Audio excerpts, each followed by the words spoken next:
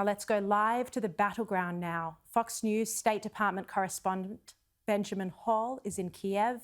It's 10 a.m. local time on Sunday. Ben, thank you for joining me from the front line from Kyiv. Kyiv's preparing for street-to-street fighting. Overnight, you reported hearing gunfire, artillery thuds and air sirens. What's happening on the ground? Yeah, hi, Shari. Thanks for having me. Look, there's no doubt that this is a city on edge. As you say, it's waiting for the inevitable invasion.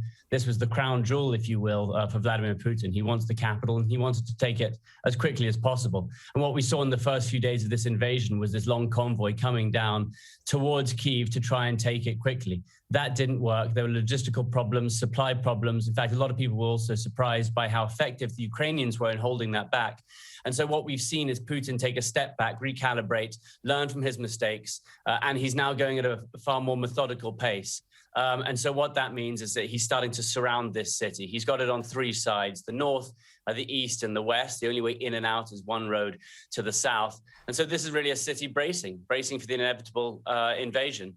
It's eerie to be here. You know, as you say, you hear the thud of artillery. You hear at night, you see the night sky lit up with flashes.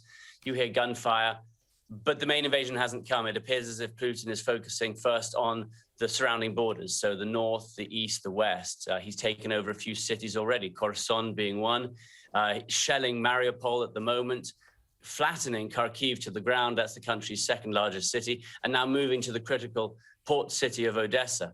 You can see, if you look at a map, just how he is starting to move into the country slowly and surely. And although the Ukrainians are putting up an incredible fight, and they are doing so with the US and NATO support, they've got the Javelin missiles, the Stinger missiles, they simply can't hold back the sheer size, the sheer scale of Vladimir Putin's 200,000 strong army. And the feeling is, no matter what they do, no matter how brave they are, the inevitable is going to come. And that is, these cities will fall to Putin. Yeah. So it's a nervous situation right now. We wait, we watch for them to come ever closer.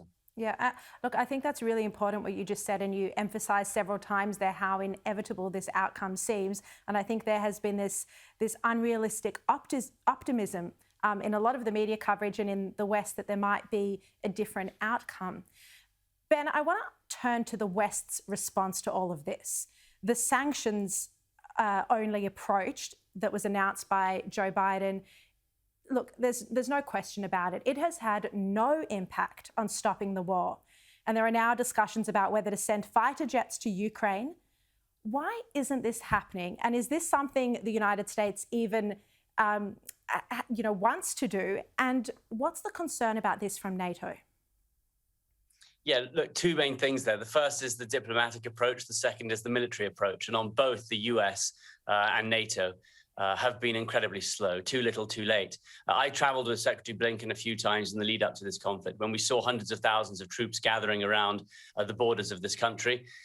And for the US to think that they could sit down with Putin and negotiate over a table and somehow come up with a treaty that would satisfy him and stop him from invading merely by the threat of sanctions was naive. It's an incredible mistake, and it's hard to believe they made it because Putin is not afraid of these things. He's not afraid of his economy tumbling right now. He's not afraid of people losing their businesses. He has his mind set on what he wants, and that is Ukraine. He laid it out numerous times in speeches he gave.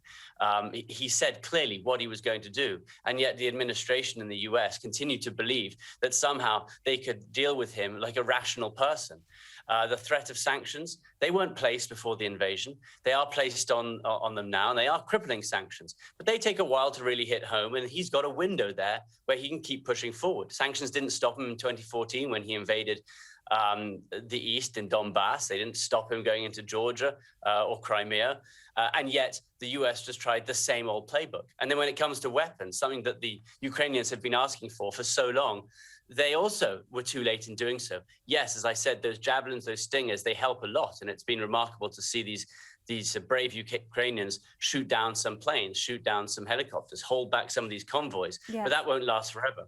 And what they need are those fighter jets. They really do need them. And there was a deal on the table from Poland to give some MiGs. They had hundreds of MiGs, which they were going to give just recently. And the US apparently held that up for a while. Poland is looking for their arsenal to be backfilled before they will give these planes over.